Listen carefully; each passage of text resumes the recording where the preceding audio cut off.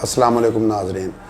आज हमारे साथ जो शख्सियत मौजूद हैं उनका तारुफ़ कराने से पहले अल्लाह ताला ने इंसानों के लिए जितनी भी ग़िज़ाई चीज़ें बनाई हैं उनके अंदर एक गंदम ऐसी चीज़ है जिसके बग़ैर इंसान का पेट कभी भर ही नहीं सकता। आप सारा दिन जितने भी बर्गर पिज़्ज़ाज़ खा लें, लेकिन जब तक आप गंदम के आटे की बनी हुई रोटी नहीं खाएंगे आपकी जिस्मानी जो तवानाई है वो पूरी नहीं हो सकती। और इसी गंदम की रोटी के पीछे आदम अलैहिस्सलाम से लेकर आज तक और आने वाली जितनी भी नस्लें हैं क़यामत तक, वो सारी ही अपने रोज़गार की तलाश में रहती हैं इस गंदम की एक रोटी के लिए। तो हमारे साथ आज शख्सियत भी ऐसी मौजूद हैं जिनका कारोबार गंदम से मुंसलिक है। बहुत ही प्यारी शख्सियत हैं। रहीम यार ख़ान के एक बहुत बड़े कारोबारी घराने से उनका ताल्लुक़ है। तकरीबन 10 साल पहले उन्होंने प्रैक्टिकली अपने कारोबार का आगाज़ किया और इन 10 सालों में उन्होंने बहुत तेज़ रफ्तारी के साथ अपने कारोबार में भी बहुत सारी जो माहौल के मुताबिक और दुनिया के मुताबिक चीज़ें नई थी उन्हें भी अपने कारोबार में लेकर आए और नौजवान होने की हैसियत से उन्होंने कारोबारी हलकों के अंदर एक नुमायाँ मकाम भी बनाया। हमारे साथ मौजूद हैं आज Pakistan flour mills association Punjab के वाइस चेयरमैन जनाब वकास अकरम वड़ाइच साहब। अस्सलाम वालेकुम सर। वालेकुम सलाम ज़ाहिद भाई। वकास साहब, Pakistan flour mills association Punjab, इनके अराज़ व मकासद क्या हैं और क्यों महसूस किया गया कि एक एसोसिएशन बनाई जाए? जी ज़ाहिद भाई, ये Pakistan flour mills association basically आज से को 15-20 साल पहले ये वजूद में आई। अराज़ व मकासद किसी भी चीज़ या किसी भी एसोसिएशन के इसलिए होते हैं कि वो अपने कारोबार का तहफ़्फ़ुज़ कर सकें और गवर्नमेंट के साथ मिल के एक लाहेमल तय कर सकें जिसके ज़रिए जो आवाम है और गवर्नमेंट के दरमियान में और जो ताजर के दरमियान में एक ब्रिज का रोल प्ले कर सके और कारोबारी अपने तबके को महफूज कर सके और इस वजह से इस एसोसिएशन की हमेशा बुनियाद रखी जाती है।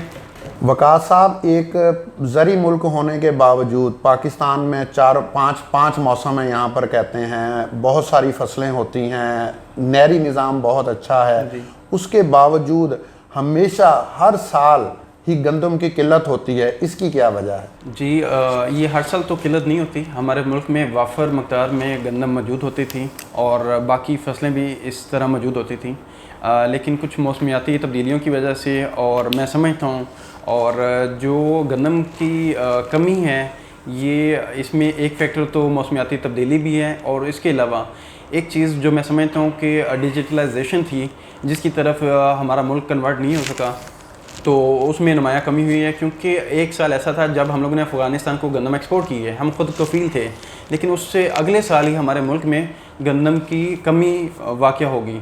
और इस तरह मैं समझता हूँ कि हमारा मुल्क अल्लाह ताला की तरफ से बहुत बड़ी नेमत है और इसमें हर किस्म का मौसम है, हर किस्म की फसल होती है और हमारा एक ज़री मुल्क है। लेकिन बेसिकली मैं समझता हूँ यहाँ पे जो काम करना था सीड की तरफ से कोई जो गवर्नमेंट की रिसर्च इंस्टीट्यूट्स नहीं थे जो इसके ऊपर तवज्जो दे सकते और जो ज़्यादा मकदार में फ़सल को उठा सकते, क्योंकि बाकी ममालिक में जो है वो सीड के ऊपर रिसर्च करके उन्होंने जो फसलें उठाई हैं वो पर एकड़ की जो क्रॉप थी वो बहुत ज़्यादा थी। हमारे पास लगभग 45 से 50 मन एवरेज आती है। मैं समझता हूँ इसके ऊपर अगर काम किया जाए तो ये 70 से 75 मन एवरेज गंदम की ली जा सकती है आसानी से और इंशाल्लाह हम लोग कोशिश करें तो इसमें हम लोग दोबारा से खुद को फील हो सकते हैं और ये एक बुनियादी ग़िज़ा है, इसकी कमी नहीं होनी चाहिए। वकास साहब, ये तो आप बता रहे हैं कि गंदम की शार्टेज क्यों होती है, सारा कुछ है, मौसम है, सारा कुछ ठीक है, लेकिन अमूमन मतलब सिंध और पंजाब ज़्यादा गंदम पैदा करने वाले सूबे हैं पाकिस्तान में, लेकिन उनमें हमने देखा है अक्सर फूड डिपार्टमेंट के पास जो गंदम ज़ख़ीरा होती है बाहर बोरियां, उनमें कीड़े पड़े होते हैं, जानवर उनको खा रहे होती हैं, बोरियां गल सड़ जाती हैं। पास्को का कुछ महफूज काम है गंदम को स्टॉक करने का, तो उसके बावजूद ये शार्टेज, चलो एक फसल नहीं हो रही या मौसमियाती फ़र्क है वो तो अब अल्लाह ताला का निज़ाम है, हम मौसम को चेंज हम नहीं कर सकते, लेकिन जो मौजूद होती है गंदम उसी को डिस्ट्रीब्यूट नहीं किया जाता, पड़ी वहाँ पर ज़ाया हो जाती है डिपार्टमेंट्स में। इसकी क्या वजह है? जी आपने बिल्कुल ठीक कहा। 2 बड़े सूबे हैं जिनमें पंजाब और सिंध ये सरफहरिस्त हैं और जिनमें सबसे ज़्यादा गंदम की पैदावार होती है। और इसी तरह सिंध भी स्टॉक करता है गंदम को और पंजाब भी करता है, और इनके साथ साथ पास्को भी स्टॉक कर रहा है। बेसिकली ये स्टॉक करने का मकसद ये होता है कि मुल्क में अगर कोई कहत साली है, कोई मुल्क में शॉर्टेज है किसी किस्म की गंदम की, तो उसको बर वक्त पूरा किया जाए। बेसिकली ये जो गंदम है और ये जो स्टॉक के लिए किया जाता है, इसका मकसद सिर्फ यही होता है कि बग़ैर किसी शॉर्टेज की वजह से ये गंदम प्रोवाइड की जाए और हमारी ग़िज़ाई ज़रूरत पूरी की जाए। जो आपने सवाल किया था कि ये पड़े पड़े हमारे गोदामों में ख़राब क्यों हो जाती है, और इसकी पहली वजह तो ये है कि पंजाब में इस तरह के मामला बहुत ही कम देखने को मिले हैं, और जो मिला है वो सिर्फ बारिश यहाँ पे कुछ ज़्यादा हो गई है और इस दफ़ा सैलाब की वजह से ये हमारी जो फसल है मुतासर हुई है, वो भी कुछ एक आधे अजला में हुई है। ओवरऑल जो हमारी गंदम थी वो मुतासर नहीं हुई। सिंध में ये ज़्यादा मुतासर हुई है, और मैं समझता हूँ और उधर रिकॉर्ड की भी कोई कमी थी या जो भी था, वहाँ पे कोई देखभाल में कमी थी, जिसकी वजह से वहाँ पे जो ज़ख़ीरा है वो ज़्यादा मुतासर हुआ है। और मेरी गुजारिश है सिंध गवर्नमेंट से भी कि इसको प्रोटेक्शन के लिए, इसकी हिफाजत के लिए कोई बेहतर लाएहमल बनाया जाए ताकि ये ख़राब ना हो पाए। ये इंसानी खुराक है और इसकी हिफाजत करनी चाहिए। वक़ास साहब, ज़िला रहीम यार ख़ान माजी में तो इस हवाले से बहुत मशहूर रहा है कि यहाँ पर जितनी भी फ्लोर मिल्स हैं उनका तकरीबन 90% आटा अफ़गानिस्तान स्मगल होता है, लेकिन बीच में ये काफ़ी बॉर्डर पे सख्ती होने की वजह से काम रुक भी गया। अब भी ये सुनने में आ रहा है कि बलूचिस्तान के वाया वहाँ पर आपकी मिल्स का आटा ज़्यादा वहाँ पर फ़रोख्त हो रहा है, जबकि हमारे इन अज़ला में आटे की भी किल्लत रहती है जब कभी शॉर्टेज आ जाती है। तो क्या ये अफ़गानिस्तान वाली कहानी अब भी चल रही है या उसे गवर्नमेंट ने रोक दिया है, या ये माजी में होता ही नहीं था, ये एक ऐसे ही गलत खबर फैलाई गई है? जी, ये जो ख़बर है बेबुनियाद है, इसमें बिल्कुल मनफी पहलू उजागर किया गया है। मैं बिल्कुल आपके तवज्जुह से ये बताना चाहूँगा आवाम को भी, और इस तरह की कोई स्मगलिंग की कोई एक्टिविटी नहीं चल रही, और फ्लो मिल्स का मकसद बेसिकली यही होता है और कि जो गंदम है वो क्रश करके अपने मार्केट्स में दी जाए। अल्हम्दुलिल्लाह पाकिस्तान में कोयटा, सिंध और बलूचिस्तान, KPK हमारी मार्केट्स अपनी बहुत बड़ी है, तो ये वहीं पे कंज्यूम हो जाती है। तो इस तरह की बेबुनियाद अफवाहों को आगे प्रमोट नहीं करना चाहिए। जो फ्लो मिल इंडस्ट्री है ये सिर्फ अपनी ज़रूरत पूरी करने के लिए अपने मुल्क में इसका आटा या जो भी इसकी मसनूआतें बना के दे रही होती हैं। तो अभी जो आपने शॉर्टेज की बात की है, किसी किस्म की हमारे ज़िले में शॉर्टेज नहीं है, और ना आज से पहले कभी शॉर्टेज हुई है। अल्हम्दुलिल्लाह यहाँ पे 80 फ्लो मिल्स काम कर रही हैं, और ये बिल्कुल बेबुनियाद ख़बर है कि यहाँ पे शॉर्टेज है। मैं दावे से कह सकता हूँ कि यहाँ पे ना कभी पहले शॉर्टेज हुई है, ना अभी है, ना आने वाले वक्त में कभी होगी। हमारे क्योंकि वहाँ पे डीलर्स हैं जो हम लोग कोयटा वगैरह में दे रहे होते हैं, और उन्हीं को माल जा रहा होता है, वो वहाँ पे लोकल सप्लाई भी कर रहे होते हैं, क्योंकि वहाँ पे गंदम की ना तो इंडस्ट्रीज़ बहुत ज़्यादा है, फ्लो मिल इंडस्ट्री, और ना गंदम की पैदावार ज़्यादा है। तो इसलिए हमारा जो ज़िला है यहाँ से वहाँ पे मसनूआत ज़रूर जाती हैं, आटा जाता है, लेकिन मैं समझता हूँ कि कोई मुकामी अगर कोई अफराद इस तरह की कोई एक्टिविटी में मुलाज़मत हों तो हो सकता है, लेकिन जो ये क्योंकि वहाँ पे बाढ़ भी बनी हुई है, और वहाँ से जानना मेरे ख़्याल में बिल्कुल गलत एक इल्ज़ाम है। मुकामी लेवल पे अगर कोई बंदा कर रहा होगा तो उसका कुछ कह नहीं सकते। वक़ास साहब, 2018 से कोटे सिस्टम पे ज़रा सख्ती की गई है। उन सालों में 2017, 18 या 19 में बहुत सारी फ्लोर मिल्स रहीम यार ख़ान में फूड डिपार्टमेंट ने छापे भी मारे, बहुत सारी गंदम भी बरामद की, और ये तासुर रहा है कि गवर्नमेंट के कोटा के तहत जो भी फ्लोर मिल्स का एलोकेशन होती है वो गंदम तो ले लेते हैं, लेकिन उनको गंदम को वो आटा नहीं बनाते, यानी कि मिल अपनी स्टार्ट नहीं करते, और वैसे ही उन मिल्स गंदम को रख देते हैं। जब ऑफ सीज़न होता है तो वो जो जितनी भी फ्लोर मिल्स हैं ज़्यादा, वो उनको ओपन मार्केट में महंगा करके बेच देती हैं। तो क्या अब भी वो काम हो रहा है, या माजी में ये बात सच्ची थी जिसकी वजह से फूड डिपार्टमेंट ने इतने छापे मारे? उसके बारे में आपकी क्या राय है और आपकी एसोसिएशन क्या कहती है उसके बारे में? जी, जो आपने बात की है छापे की, ये इसमें प्रोसीजर बेसिकली ये होता है कि गवर्नमेंट भी स्टॉक कर रही होती है और प्राइवेट जो सेक्टर है फ्लो मिल्स ये भी स्टॉक कर रहे होते हैं। तो जब स्टॉक के दिन में आती है तो गवर्नमेंट ने कोई रिस्ट्रिक्शंस लगाई होती हैं कि फ्लो मिल स्टॉक ना करे तो हम लोग स्टॉक कर देते हैं। उन दिनों में अगर कोई भाई अपनी डेली प्रोडक्शन को या फ्लो मिल चलाने के लिए तो गवर्नमेंट छापे लगा लेती है ताकि वो जल्द अज जल्द गवर्नमेंट अपना स्टॉक पूरा कर ले। लेकिन जो गवर्नमेंट ने दिया होता है, एलोकेशन की होती है हमें, उस सिलसिले में कभी भी ऐसा नहीं हुआ कि किसी फ्लोर मिल वाले ने कि गवर्नमेंट की गंदम को आगे सेल किया हो।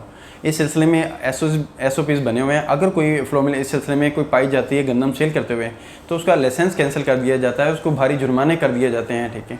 लेकिन इस सिलसिले में मैं समझता हूँ कि ये बेबुनियाद ख़बर है कि जो फ्लोर मिल्स हैं वो अपनी गंदम जो स्टॉक की हुई होती है वो भी बाहर सेल करी होती है। नहीं, ये एक रॉ मटेरियल है। पूरा साल हम लोगों ने इससे मसनूआत अपनी बना के, आटा मैदा बना के मार्केट में देना होता है। और इस सिलसिले में बेबुनियाद ये ख़बर है। और मैं समझता हूँ कि जो गवर्नमेंट फ्लो में स्टॉक कर रही होती है गंदम, वो इसलिए कर रही होती है बेसिकली कि उसका आटा बना के मार्केट में दे सके। वक़ास साहब, ज़िला रहीम यार ख़ान में कितनी फ्लोर मिल्स हैं और एक्टिव कितनी है कि जो मैन्युफैक्चरिंग कर रही हैं? जी, ज़िला रहीम यार ख़ान में इस टाइम 80 फ्लोर मिल्स हैं जो मैन्युफैक्चरिंग कर रही हैं। और इससे पहले ये फ्लो मिल्स की तादाद लगभग 50 थी, क्योंकि कुछ फ्लो मिल्स नहीं चल रही थी। लेकिन जब से ये कोटे का सिस्टम स्टार्ट हुआ है और ये जो गवर्नमेंट की पॉलिसी थी, पंजाब पॉलिसी, इसकी वजह से जो फ्लो मिल्स हैं वो सब अल्हम्दुलिल्लाह मैन्युफैक्चरिंग की तरफ आ चुकी हैं। 80 की 80 फ्लो मिल्स इस टाइम ऑपरेशनल में हैं। और वो इससे एक तो लोगों को रोज़गार मिल चुका है और इंडस्ट्री हमारी दोबारा से सर्वाइव कर चुकी है और अल्हम्दुलिल्लाह सब लोग बेहतर तरीके से अपना कारोबार कर रहे हैं। वक़ास साहब, गवर्नमेंट ने जो दुकानदार हजरात का, शॉपकीपर्स का कोटा मुकर्रर किया है रियायत के तहत कि आपने रोज़ उनको फ्लोर मिल्स को पाबंद किया है कि इतना आपने उनको आटा देना है, उन्होंने गवर्नमेंट रेट पे सेल करना है शॉपकीपर्स में। लेकिन ये तकरीबन सारे शहर के ही दुकानदार चीखो पुकार करते हैं कि अगर हमारा कोटा 50 बोरी रोज़ का है तो मिल हमें 25 बोरी दे देते हैं, बाकी 25 हमें नहीं देती, वो फ्लोर मिल खुद उसको सेल कर देती है ज़्यादा रेट में। तो ये आवाम की और दुकानदार हजरात की ये काफ़ी शिकायत हैं। तो क्या आपकी एसोसिएशन ने इस बारे में कुछ किया है या इस तरह की कोई शिकायत आपको मिली हैं कि बाज़ फ्लोर मिल्स इस काम में मुलव्वस हैं? जी, इस सिलसिले में मैंने पहले भी आपको बताया कि एक पैरामीटर बना हुआ है जिस सिलसिले में हमें महकमा खुराक की तरफ से, ज़िली महकमा खुराक की तरफ से हमें हदायत दी जाती है कि ये शॉपकीपर्स हैं जिनके ऊपर आपने आटा सप्लाई करना है। उसके अलावा कुछ फ्लो मिल्स की अपने शॉप्स होती हैं जिनके साथ वो पूरा साल कम कर रही होती हैं, तो उसके तहत हम लोग वहाँ पे आटा प्रोवाइड कर रहे होते हैं। और इस सिलसिले में एक गवर्नमेंट ने सिस्टम जनरेट किया हुआ है जिसको पोर्टल सिस्टम कहते हैं। उसके ऊपर हमारा सारा डाटा मौजूद होता है कि इस दुकानदार को हमने आज 50 थैले दिए हैं, इस दुकानदार को हमने आज 100 थैले दिए हैं। और उसके तहत इंस्पेक्टर्स भी होते हैं, वो चेकिंग कर रहे होती हैं। गवर्नमेंट की टीम्स होती हैं जो इसको मुसलसल देख रही होती हैं, AC साहिबान की टीम्स होती हैं। और इस सिलसिले में मैं नहीं समझता कि कोई भी मिल इस चीज़ में मुलव्वस होगी कि वो वहाँ पे शॉर्टेज कर रही है आटे की, क्योंकि ये एक गवर्नमेंट की तरफ से हमारे ऊपर सख्ती है, हदायत हैं कि इसको प्रोवाइड किया जाए। और जिस SOPs के ज़रिए वो हमें गंदम देते हैं, उसी SOPs के ज़रिए वो हमसे आटा लेते हैं मार्केट में। तो इस सिलसिले में कुछ टाइम इस तरह होता है कि जैसे गवर्नमेंट्स हमारी ड्यूटीज़ लगा देती हैं, क्योंकि हमारा ज़िला है और इसमें खानपुर और लियाकतपुर में फ्लो मिल्स कम हैं, तो गवर्नमेंट हमारी हर 8 से 10 दिन के बाद ड्यूटीज़ लगा देती है कि आपने खानपुर को भी आटा देना है, आपने लियाकतपुर को भी आटा देना है। उस सिलसिले में क्योंकि वो हम दुकानदारों को दे रहे होते हैं आटा और वो समझते हैं कि आप ये छुपा रहे हैं आटा, लेकिन ऐसा नहीं होता कि हमारी ड्यूटीज़ गवर्नमेंट चेंज करती है और वो हमें खानपुर लियाकतपुर की तरफ डायरेक्ट कर देती है, तो हमारी उधर हम लोग सप्लाईज दे रही होते हैं। वक़ास साहब, ये तो आपने तफसील बता दी कि कोटा सिस्टम तो है लेकिन आप गवर्नमेंट ड्यूटीज़ आपकी चेंज कर देती है। लेकिन जिस तरह आज कल हमारे माशरे में हर चीज़ का एक मेयार बन गया है, पैसे वाले के लिए और मेयार है, मज़दूर के लिए और है, इसी तरह ये अल्लाह ताला ने तो गंदम का दाना सबके लिए यकसा तौर पर बनाया है, गरीब भी वही खाए, अमीर भी वो खाए। लेकिन एक गंदम जैसी चीज़ भी गरीब को प्योर और अच्छी क्वालिटी के साथ मैसर नहीं है। आपकी मिल्स ही जो आटा बनाती हैं उसमें कोई सुपर फाइन है, कोई फाइन है, कोई चक्की का आटा है, लेकिन जो आटा बिल्कुल कम रेट पे फ़रोख्त होता है उसकी ना क्वालिटी होती है, ना रोटी अच्छी बनती है। उसकी क्या वजह है कि गवर्नमेंट या आप लोग उस म्यार को क्यों नहीं बरकरार रखते कि यकसा आटा जाए, अमीर भी वही खाए, गरीब भी वो खाए? जी, इस सिलसिले में ये होता है कि जो हमारे प्रोडक्ट्स हैं वो मल्टीपल यहाँ से निकल रही होती हैं, और उसमें ये होता है कि एक आटा होता है स्पेशल, उसमें इसके अलावा सुपर होता है, फ़ाइन होता है। जो गवर्नमेंट के साथ हमारा लाहमल तय हुआ है कि वो स्पेशल आटा हम लोग इनको मार्केट में देंगे, लेकिन उसको भी एज़ पर SOP गवर्नमेंट हमसे चेक करती है। एक लेबॉर्ट्री बनी हुई है और हर डिवीज़न में एक लेबॉर्ट्री है, जिसके ज़रिए अगर कोई डाउट होता है किसी फ्लोर मिल का आटा मार्केट में अच्छा नहीं है तो उसको लेबॉर्ट्री से इंस्पेक्ट करवा लिया जाता है। अगर वो आटा मेयार के मुताबिक पूरा नहीं उतरते तो उस फ्लोर मिल्स को उस SOP के तहत जुर्माना होता है। तो इस सिलसिले में मैं बताता चलूँ कि ये एक निज़ाम कुदरत भी है कि हर प्रोडक्ट के अपने अपने रेट्स होते हैं, इसको कंट्रोल नहीं किया जा सकता, और ये आप मजबूरी समझें या एक प्रोडक्ट समझें, इसमें मल्टीपल जो प्रोडक्ट्स निकल रहे होते हैं, जैसे जैसे उनकी क्वालिटीज़ होती हैं उसके मुताबिक उनका रेट होता है। इसके साथ मैं ये बताऊं कि जैसे घी के मल्टीपल ब्रांड्स हैं, जो ब्रांड जितना अच्छा होगा उसका रेट उतना अच्छा होगा। ये गंदम का बज़ाहिर तो देखने में दाना लगता है, लेकिन इसमें बेसिकली हम लोग मैदा भी ले रहे होते हैं, आटा भी ले रहे होते हैं, सूजी भी ले रहे होते हैं और चोकर भी ले रहे होते हैं। और इसकी बुनियाद पे हमारा मैदे का रेट, क्योंकि एक प्रोडक्ट है उसका रेट सबसे अच्छा होता है, आटे से भी बेहतर होता है, और चोकर का रेट मतलब इतना अच्छा नहीं होता। इसके साथ साथ मैं बताऊं कि जैसे एक दूध की भी कंपनीज होती हैं, जो जिस क्वालिटी पे चीज़ मार्केट में आएगी उसका रेट उतना ही अच्छा होगा। और ये आप बिल्कुल नहीं कह सकते कि ये हम लोग गरीब को बिल्कुल गंदा आटा दे रहे हैं या जिसकी बिल्कुल मतलब मुयार के मुताबिक नहीं पूरा उतरता। ये मैंने आपको पहले भी बताया है कि इसके SOPs बने हुए हैं, इसकी लेबॉर्ट्रीज़ हैं, इसकी चेकिंग सिस्टम है, जो इधर महकमा ज़िले खुराक भी इसको देख रहा होता है और हमारे डिवीज़न से डिप्टी डायरेक्टर साहब भी देख रहे होते हैं।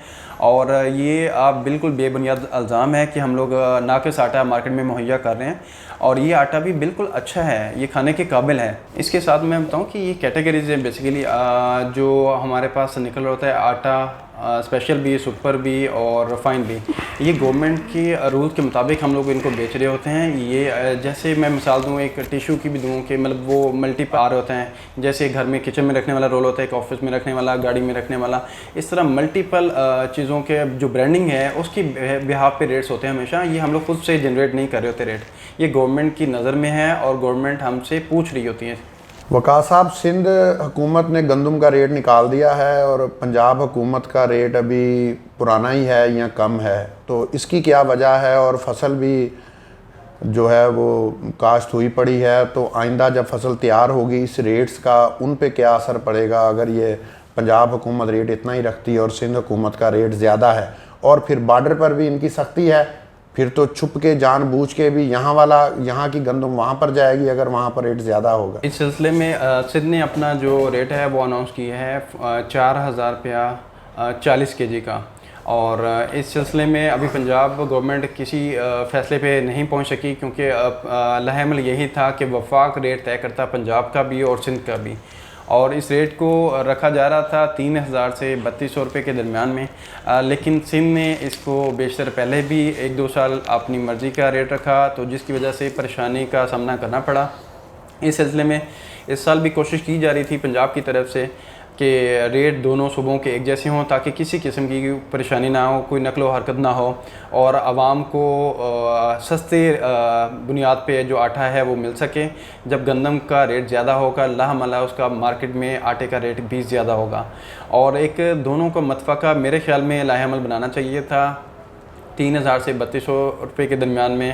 ये एक अच्छा रेट है जिससे किसानों का भी अजाला हो पाएगा जो उनका नुकसान हुआ है, क्योंकि पिछले साल इसका रेट था 2200 रुपया पर 40 kg, तो इस साल मतलब 1000 रुपया मन अगर इंक्रीज़ हो रहा है तो ये मैं समझता हूँ कि बहुत अच्छा रेट है। इससे पहले कभी भी इतना अच्छा रेट नहीं हुआ, लेकिन अगर ये आप रेट 4000 कर देंगे तो ये किसानों के लिए तो ठीक होगा, लेकिन जो एंड प्रोडक्ट यूज़ करने वाले हैं और जो हमारी आबादी है इसका असर सारा उस आबादी पे पड़ेगा, और ये अगर दोबारा सब्सिडी देते हैं तो गवर्नमेंट को भी इसका नुकसान होगा। वक़ास साहब, गंदम की पैदावार बेहतर करने के लिए आपकी एसोसिएशन और गंदम प्रोड्यूस करने वाले गवर्नमेंट के इदारे, उनके दरमियान में क्या आपका ताल्लुक़ है आपकी एसोसिएशन का, या उसके बारे में भी आप उनको मुख्तलिफ आरा देते हैं कि गंदम की पैदावार को कैसे बेहतर किया जा सकता है? जी, इस सिलसिले में गवर्नमेंट की तरफ से एक अदारा है फेडरल, जो सीड को देख रहा होता है, और जो लगभग सीड कंपनीज हैं पूरे पाकिस्तान में वो इसको देख रही होती हैं सबसे बेहतर जो सीड है वो बनाया जा सके ताकि जिससे एवरेज अच्छी आ सके। ये फेडरल इसको बेसिकली देख रहा होता है। हमारा इसमें फ्लोमिल एसोसिएशन का इसमें डायरेक्ट कोई रोल नहीं होता, लेकिन इनडायरेक्टली हम लोग उनको कह रहे होते हैं कि जो हमारे इलाके हैं जो ज़राअत से मुतालिक थे उनके ऊपर ताकि गंदम की काश्त की जाए, ताकि कोई और फसल ना काश्त की जाए। ये माजी में भी हमारे बड़े बताते थे कि जो एक ख़ास हिस्सा, एक ख़ास इन्वायरमेंट है, मौसम है, वो एक ख़ास फसल के लिए बेहतर है। तो मैं चाहता हूँ उस तरह की गवर्नमेंट की तरफ से रिस्ट्रिक्शन लगाए जाएँ। अगर हमारा इलाका गंदम के लिए और कॉटन के लिए बेहतर है तो यहाँ पे कोई और फसल ना लगाई जाए, जैसे कि चावल की फसल, जैसे कि गन्ने की फसल। और मैं समझता हूँ कि इस पे गवर्नमेंट को इंटरवीन करना चाहिए फिल फॉर, क्योंकि हमारी आबादी बढ़ती जा रही है और इसके साथ साथ शहर जो ज़री ज़मीनें हैं वो कम हो रही हैं, वो टाउन्स में कन्वर्ट हो रही हैं। और मैं समझता हूँ इसको गवर्नमेंट को फ़ौरन एक्शन लेना चाहिए, क्योंकि हर साल बाहर से इंपोर्ट करेंगे, इससे हमारे मुल्क को भी नुकसान है। और मैं समझता हूँ हमारे मुल्क की जो गंदम है वो बहुत अच्छी है और इसके ऊपर मज़ीद रिसर्च करनी चाहिए गवर्नमेंट को। और इसमें ताकि अभी काफ़ी गैप है, मैं समझता हूँ इसको पूरा करना चाहिए ताकि औसत अच्छी आएगी तो किसान की उसमें भी खुशहाली होगी, ना कि रेट को बढ़ाते जाएँ। गंदम की एवरेज अच्छी लेनी चाहिए। वक़ास साहब, एक बहुत ज़्यादा जो आप फ्लोर मिल्स मालकान के लिए चीज़ इशू बनी रही है वो है सूबा बंदी। मतलब पंजाब सबसे ज़्यादा गंदम पैदा करने वाला सूबा है, लेकिन ना आप लोग सिंध में भेज सकते हैं, ना खैबर पख्तूनख्वा में, ना किसी और में। अब अगर वहाँ पर गंदम की पैदावार कम हुई है तो जाहिर है दूसरा सूबा पंजाब है वही उनकी हेल्प करेगा। उस सिलसिले में क्या वो पाबंदी अभी बरकरार है या वो पाबंदी नाजायज़ है या जायज़ पाबंदी आप पे लगी है? पंजाब की खुद उतनी ज़रूरत है। और तीसरे नंबर पे कि कोटा सिस्टम के तहत क्या दूसरे शहरों के अंदर जिस तरह लाहौर है, कोई फैसलाबाद है, वहाँ की फ्लोर मिल्स का भी इतना कोटा है जितना ज़िला के अंदर, हमारे ज़िले के अंदर फ्लोर मिल्स का कोटा है? इसके बारे में आप क्या कहते हैं? जी, इस टाइम हमारे सूबा पंजाब में एक पाबंदी लगाई गई है फ्लोर मिल्स के ऊपर। हमें सूबे से बाहर जाने की इजाज़त नहीं है। पहले गवर्नमेंट के साथ हमारा लाएहमल तय था, गवर्नमेंट ने ख़ुद तय किया था कि जिन फ्लोर मिल्स ने स्टॉक की हुई है गंदम, वो अपनी मार्केट्स को कंटिन्यू रखने के लिए हमें परमिट्स का इजरा किया जाता था कि आप जो आटा है ये सिंध भेज सकते हैं, आप बलोचिस्तान भेज सकते हैं, आप KPK भेज सकते हैं। लेकिन गवर्नमेंट ने अपना तयशुदा जो फॉर्मेट था उसको ख़ुद ही मनसूख कर दिया बग़ैर किसी वजह के। और ये पिछले 15-20 दिन से हमारे ऊपर पाबंदी लगी हुई है कि हमें एक सूबे से दूसरे सूबे की तरफ आटा नहीं जाने दिया जा रहा। मैं समझता हूँ ये बहुत बड़ा जुल्म है उन सूबों के साथ भी और उन सूबों की आवाम के साथ भी। हालिया सैलाब में जब एक सूबे अफेक्ट हुए हैं, सिंध भी अफेक्ट हुआ है, KPK भी अफेक्ट हुआ है, हमें उनकी मदद करनी चाहिए। मैं समझता हूँ ये बेबुनियाद सख्तियाँ हैं, इसको ख़त्म करना चाहिए, क्योंकि हमारे यहाँ गंदम सबसे ज़्यादा पैदा होती है और हमारा कारोबार भी जुड़ा है और हमारा आइन भी इजाज़त देता है इस चीज़ की कि हम लोग फ्री ट्रेड कर सकते हैं। तो इस पाबंदी को फिल फौर ख़त्म करना चाहिए। मैं आपके तसलसल से ये रिक्वेस्ट भी करता हूँ पंजाब की एडमिनिस्ट्रेशन है इनको कि ये पाबंदी को फिल फौर ख़त्म करना चाहिए और हमें इजाज़त देनी चाहिए फ्री ट्रेड की। और इसके साथ साथ आपने एक और सवाल किया था कि जो बड़े शहरों में कोटा ज़्यादा है और जो छोटे शहरों में उधर कोटा कम है। इसमें मैं समझता हूँ मेरी एज़ वाइस चेयरमैन होने के नाते एक सिफारिश भी है, एक गुजारिश भी है कि आबादी की बुनियाद पे ये कोटा दिया जा रहा है, लेकिन मैं समझता हूँ ये सरासर गलत है। जो कोटा देना चाहिए वो बॉडीज़ यानी कि फ्लो मिल्स के हिसाब से देना चाहिए। एक फ्लो मिल में जितनी बॉडीज़ होती हैं उसके बिहाव पे इक्वल कोटा देना चाहिए पूरे पाकिस्तान में। और ये बिल्कुल गलत है कि बड़े शहर हैं तो उनको कोटा ज़्यादा दे दिया जाए, छोटों को कम दे दिया जाए। ये तो हक तलफ़ी है, ये बिल्कुल मेरिट की नाइंसाफ़ी है। इस तरह से छोटे जो शहर की इंडस्ट्रीज़ है वो छोटी रह जाएगी और बड़े शहर की इंडस्ट्री बड़ी हो जाएगी। वो इंपोर्टेड प्लांट लगा रहे हैं 50-60 करोड़ के, हम उनका साथ कैसे मुकाबला कर पाएंगे कल को। और ये भी मेरी गुजारिश है कि ताकि जो ट्रांसपोर्टेशन है एक ओपन मेरिट के तहत मुकाबला होना चाहिए मार्केट में। इक्वलिटी बेस पे मेरा कोटे की डिमांड है और मेरी एक और डिमांड भी है इसके साथ साथ, जो ज़िला बंदी की जाती है और जो सूबा बंदी की जाती है इसको फिल फौर ख़त्म किया जाए। वक़ास साहब, अब आखिर में फ्लोर मिल्स मालकान के लिए या आवाम के लिए आपका कोई पैगाम हो कि हम अपने मुतलका गंदम के बारे में और इन मसाइल से नबर्द आज़मा कैसे हो सकते हैं, जो इश्यूज़ हैं उसके बारे में आप आवाम के लिए कोई पैगाम देना चाहें।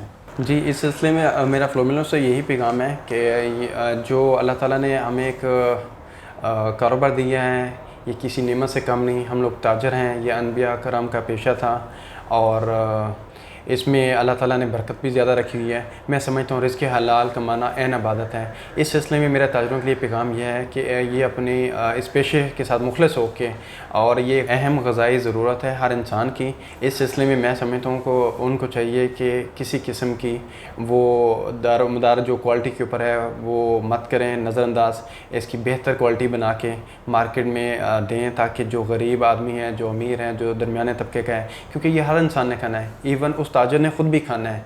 ये आटा एक अहम ग़िज़ाई ज़रूरत है, इसको मार्केट में बेहतर क्वालिटी के साथ दें। वक्त के साथ साथ तब्दीली करनी चाहिए, अपनी मशीनरीज़ में तब्दीली करें, अपने पैरामीटर्स में अच्छी गंदम इस्तेमाल करके, और इसके साथ साथ एनर्जी से रिलेटेड हमें बहरान का सामना है। इस सिलसिले में मैं कहूँगा ताजरों को कि सोलर एक ऐसा सिस्टम है जिसकी तरफ हमें जाना चाहिए। अल्हम्दुलिल्लाह रहीम यहाँ की फ्लो मिल्स इस टाइम 8 से 10 फ्लो मिल्स सोलर की तरफ कन्वर्ट हो चुकी हैं। मेरा अपना कारोबार सोलर की तरफ कन्वर्ट हो चुका है। मैं ज़िले में पहला बंदा था जिसने सोलर की तरफ अपनी इंडस्ट्री को लेके गया, और तमाम दोस्तों को मुखलसाना मशवरा दे दिया था कि ये एनर्जी हमारे लिए बहुत बड़ा चैलेंज है, इसकी तरफ कन्वर्ट होके, ताकि लो प्राइस पे हम लोग अपना जो आटा है वो मार्केट में दें, ताकि आवाम के साथ भी इसका भला हो और आपकी इंडस्ट्री के साथ भी इसका भला हो। नाजरीन, ये थे हमारे साथ Pakistan flour mills association Punjab के वाइस चेयरमैन, नौजवान कारोबारी चौधरी वकास अकरम वड़ाई साहब। आपने इनकी बातें भी सुनी, फ़ैसला आपने करना है, और यहाँ पर गवर्नमेंट के इदारों को भी चाहिए कि वो मुनसिफाना तौर पर बड़े शहरों के और छोटे शहरों के फ्लोर मिल्स कोटे को इक्वल करें। अगर इसी तरह चलेगा तो जो छोटे शहर हैं, आबादी का तो कोई मरदमशुमारी का तो प्लान ऐसा चीज़ें गवर्नमेंट की होती नहीं है, लेकिन जो छोटे शहरों की जितनी भी फैक्ट्रीज़ हैं, सनतें हैं, वो आखिर जब उनका कोटा नहीं बढ़ाया जाएगा तो वो मार्केट के साथ या अपने एक्सपेंस के साथ कंपेयर नहीं करेंगी, तो वो सनतें बंद हो जाएंगी। इसलिए गवर्नमेंट को चाहिए कि यहाँ पर भी वो इंसाफ करे। मज़ीद वीडियोज़ देखने के लिए हमारे चैनल को लाइक और सब्सक्राइब कर दीजिए।